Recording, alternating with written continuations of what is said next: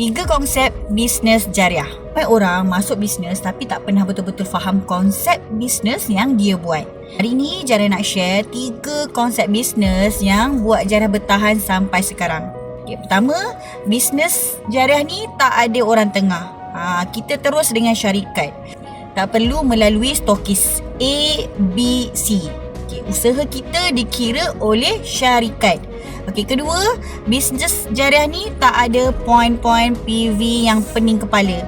Tak payah kejar angka, tak payah stres cukup poin ke tak cukup poin. Fokus kita cuma satu, jual, bantu orang, bina manusia. Okay.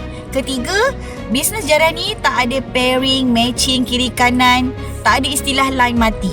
Ada kisah siapa naik dulu, siapa tertinggal. Siapa buat, dia dapat. Adil dan telus. Sebab tu Jariah selalu cakap, bisnes ni bukan sekadar marketing dunia, tapi marketing yang tenang, jujur dan panjang ke akhirat. Sekarang Jariah nak tanya awak pula, bisnes awak macam mana? Ada orang tengah ke? Ada poin yang buat awak tertekan? Ada pairing yang buat awak rasa tertinggal? Kalau awak nak faham bisnes dengan lebih jelas, awak boleh kaji bisnes jariah ni. Okay? Jariah tak paksa, kita bincang, kita nilai, kita buat keputusan dengan tenang. Klik link di bio Jariah untuk kaji bisnes jariah. Solat, jaga aurat. Assalamualaikum.